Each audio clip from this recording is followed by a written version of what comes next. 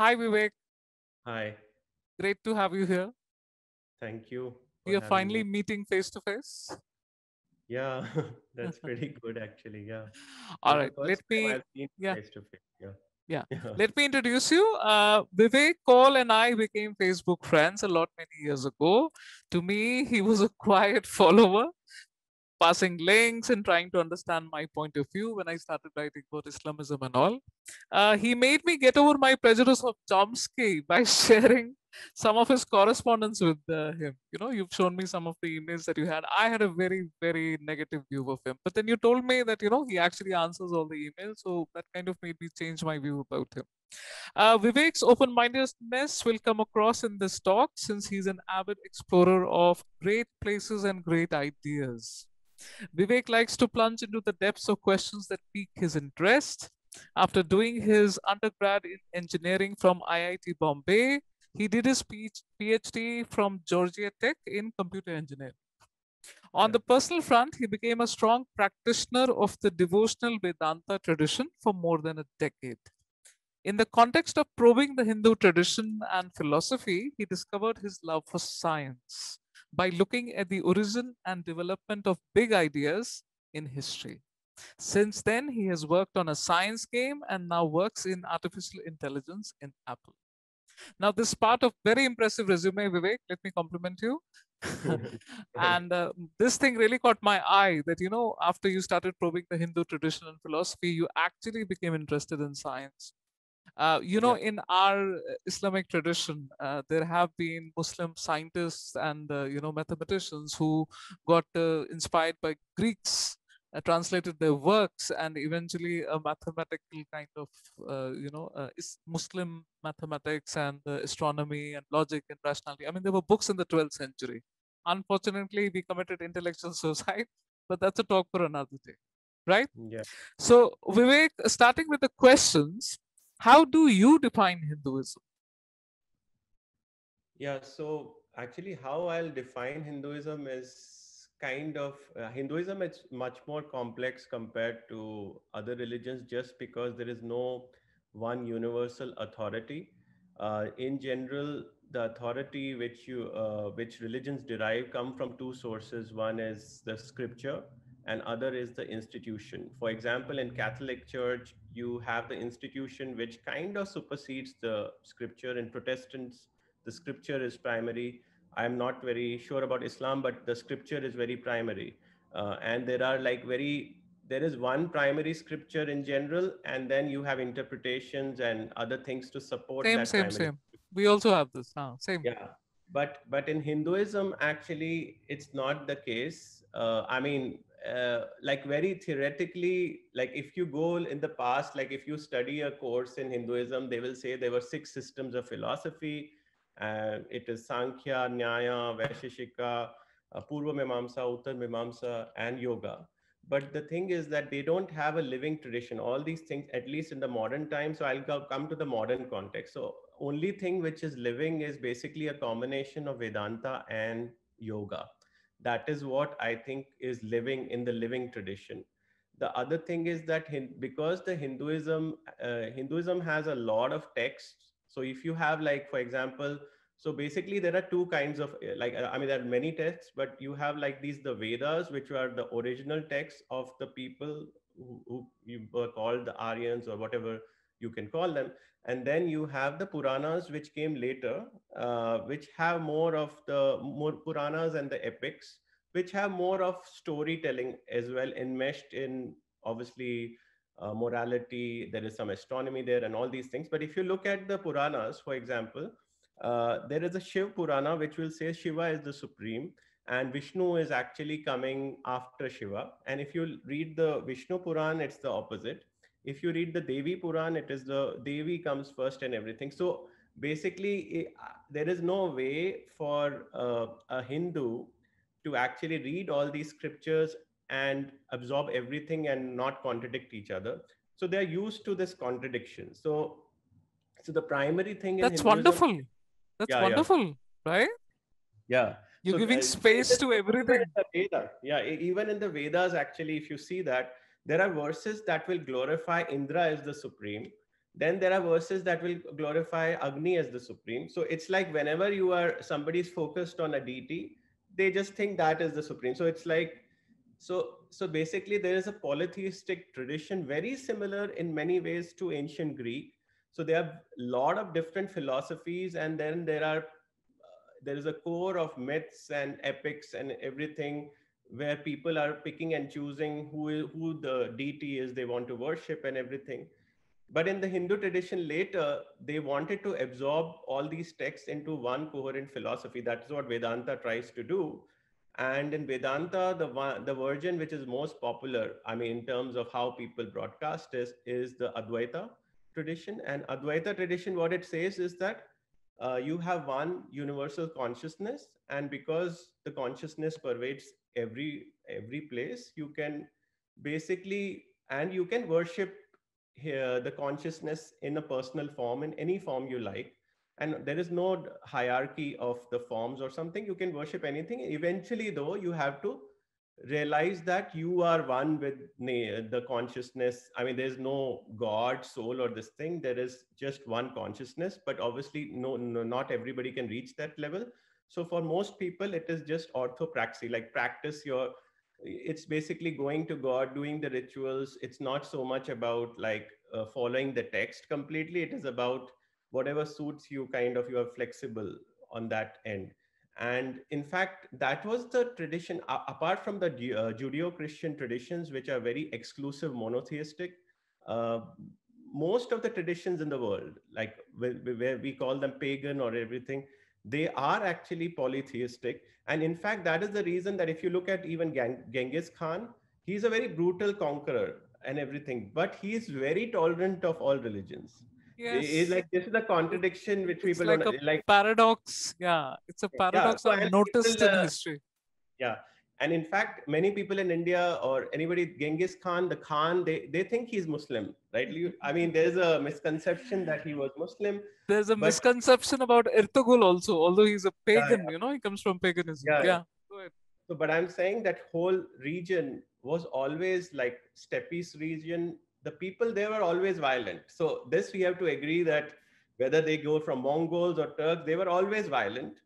Now Islam just added something on top of it, but it's not that they will not be violent. Now I'm saying that people were Absolutely always true. violent. Absolutely So, true. so there are reasons for that, but that is a separate discussion. But I was saying that, so Hinduism I'll define as something where people are free to worship any deity. It's like polytheistic in that nature, and there is no objection to like what you worship in general. But there are certain sects in Hinduism which are exclusive. Specifically, there are Vaishnava sects where, Mm. like, there is a Sri Vaishnava Tamil sect which is called the Iyengar. They in fact do this thing that they can't go to the Shiva temple. So they are slightly, so they align themselves many times with Christians or something. So they think that there is Vishnu is the highest and everybody is lower than that. So they have that kind of gradation.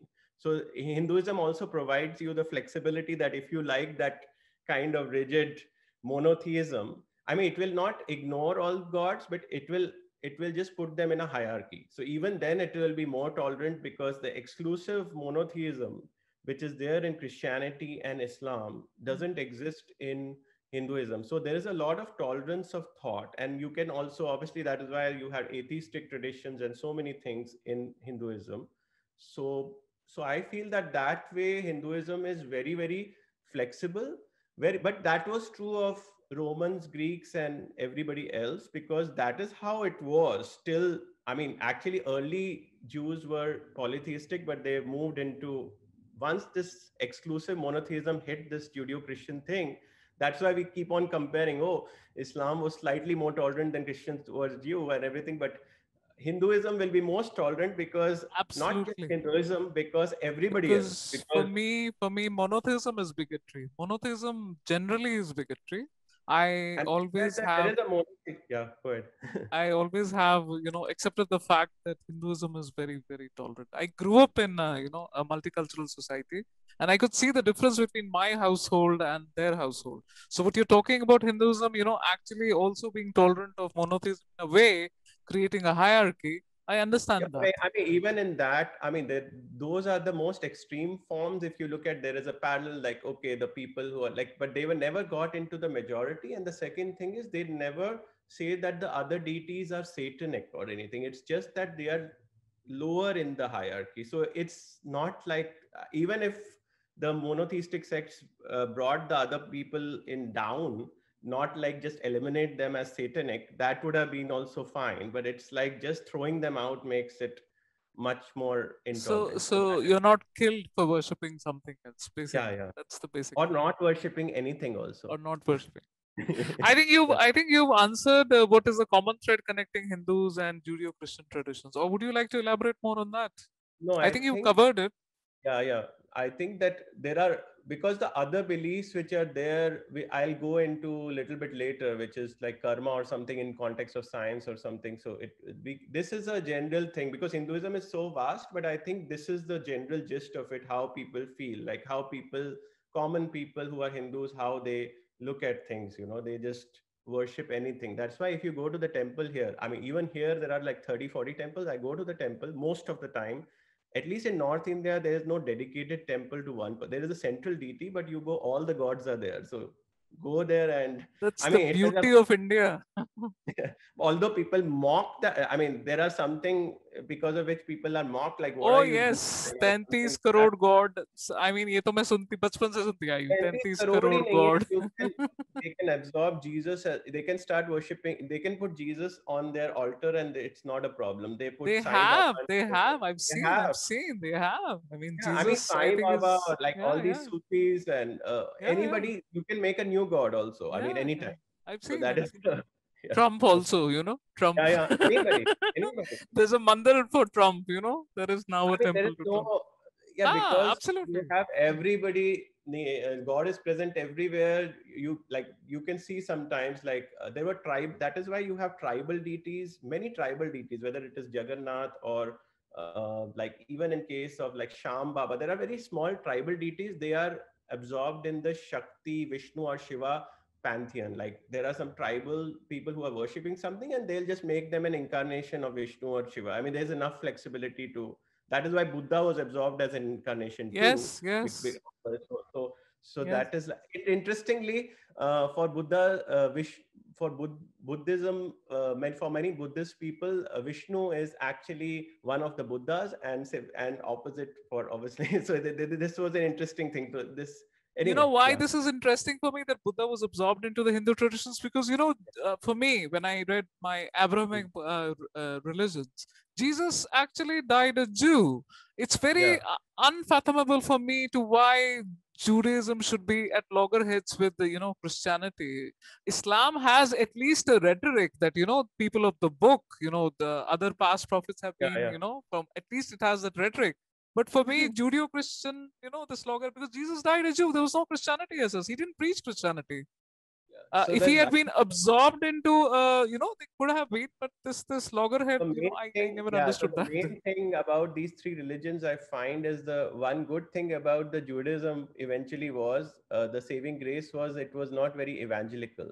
Otherwise, it is as brutal as other. I mean, if you It read is. the Old Testament, Absolutely. I mean, Yes, in yes. fact, even now, if you look at Hasidic Jews, Hasidic Jews. I mean, There's a they are like crazy documentary. Yes, as yes. much as anybody else, but they are smaller in numbers, so you don't feel threatened. If they were also evangelical, they would be the same. So because the core doctrine is pretty much The same. similar, like, Yes, so yeah. absolutely. Now, Yeah. whenever Hinduism comes up, especially me being a non-Muslim, the first thing that is, spat in my face is the caste system. Yeah, That's the that's what I one debilitating factor. You can't defend Hinduism फिर आप कुछ कह ही नहीं सकते हैं तो which is a fact, right? So just tell me, it's a contemporary issue of Hinduism, isn't it? yeah, The it's a position of biggest caste issue. in Hinduism. They've Goes always back. had to, I think, grapple questions of caste. I keep going into these rooms and caste is discussed. There's a whole divide to it, Yeah, yeah. and So there are I'll go multiple into, responses to it. yeah, yeah, yeah. So Yeah, go ahead. I'll basically go tell you, like, caste is certainly something. When I grew up as a Hindu, I was obviously born and brought up as a Brahman and everything. Like, so I mean, not as a Brahman exactly, but I'm just saying that I was born in the Brahman caste. Or obviously, it was not that I have this kind of ego that I was a Brahmin or something like that.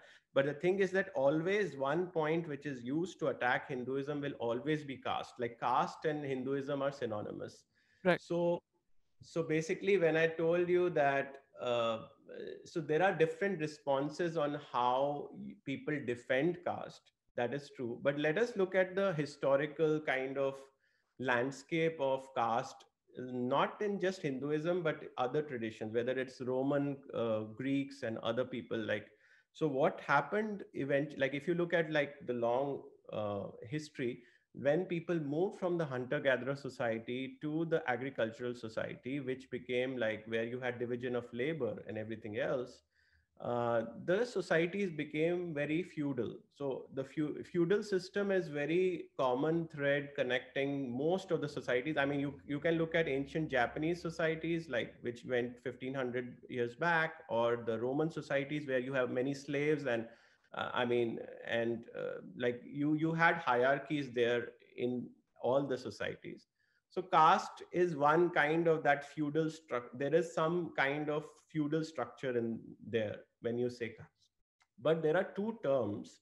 Like caste is not very simplistic. I mean, I can obviously give you the link of the person, but basically the person who wrote about a good defense of caste is Nicholas Dirks. The book is called Castes of Mind. I'll send you the Amazon link also for that. Colonialism and Making of Modern India.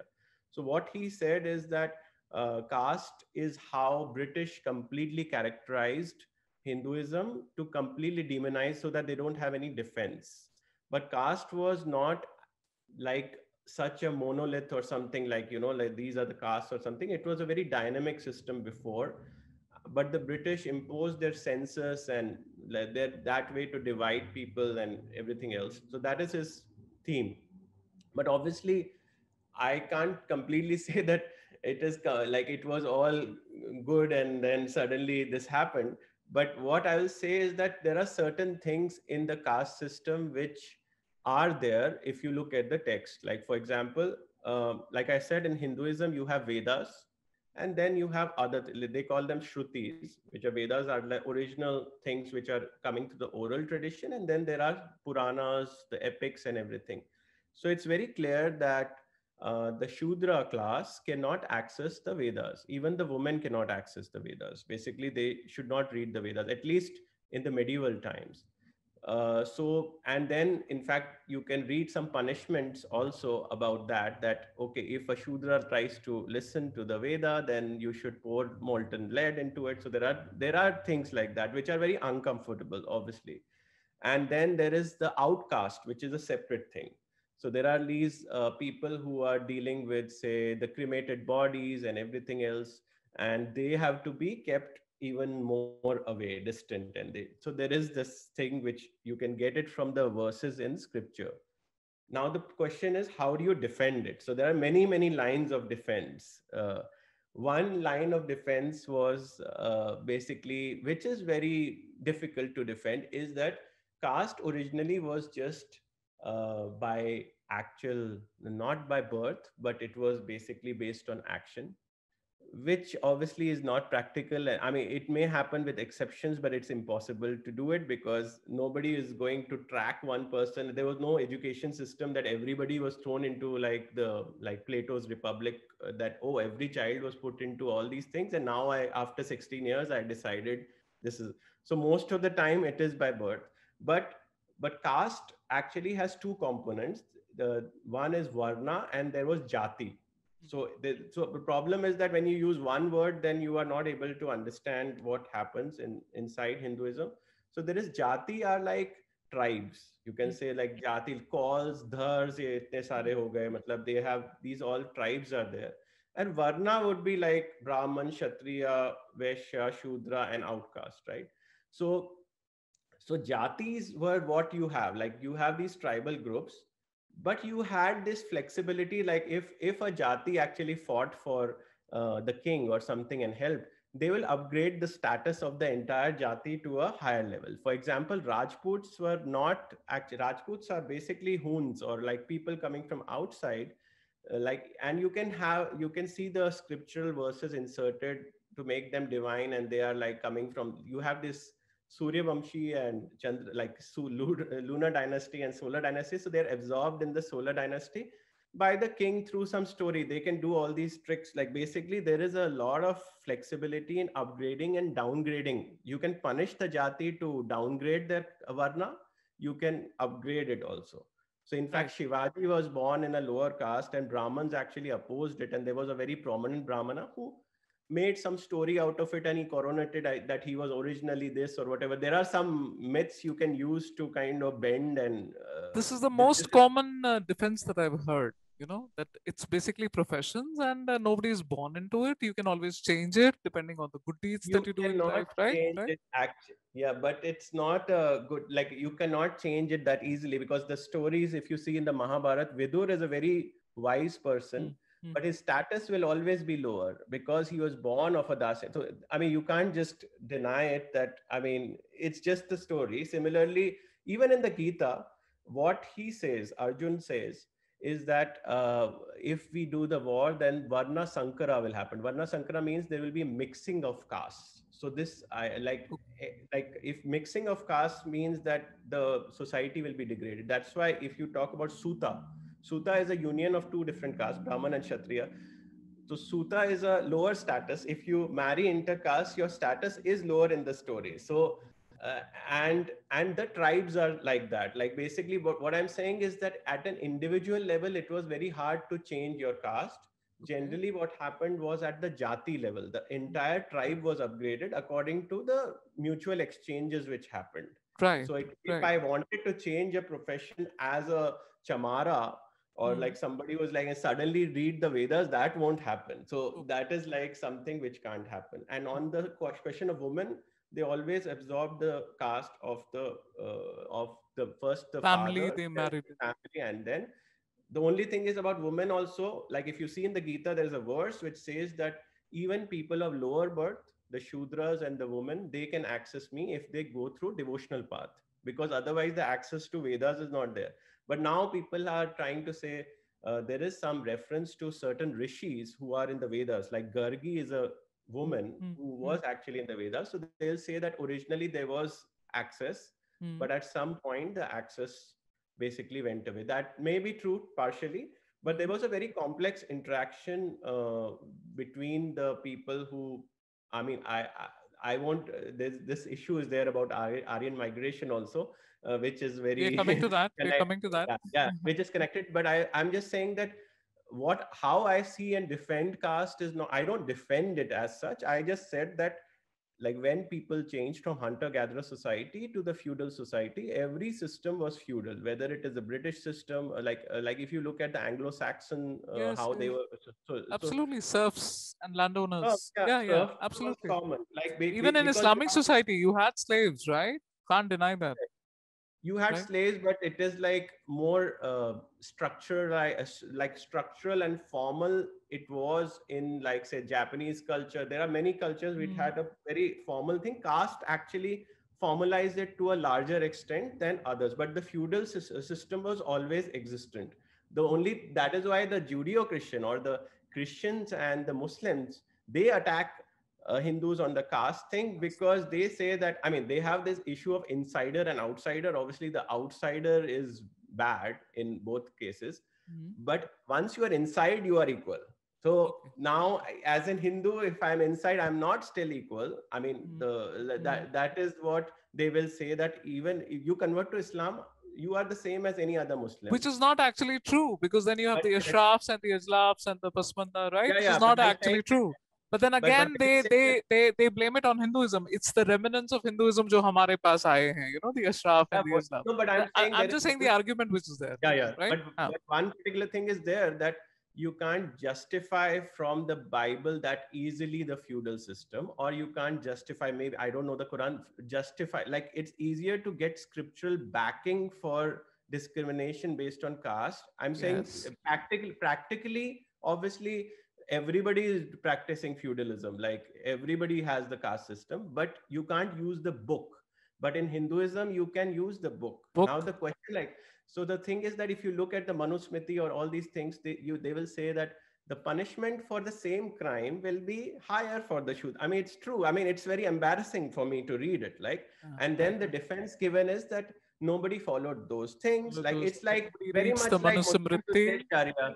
Sharia law, that nobody, which is true partially, that True. nobody implemented it completely, but you do have some justification to do that, right? I mean, nobody practiced it, but you have, like, I can always go, and there's a story in Ramayana which they say was inserted later, which the Dalits, like all these Dalits come and put that story. There is that Shambhuka, that guy, he was like, it was mostly interpolated, so it's a very embarrassing story. So what happens is that the Brahman actually goes to Ram's court, and his son actually is dying. He died before him. So this is very unforeseen, that the son should not die before the father. Right. So he goes to Ram, that how is this happening in your fair kingdom? And then they realized, I mean, they connected it to a Shudra who is doing austerities. And the Shudra who is doing austerities, they go to them and they said, this is not allowed.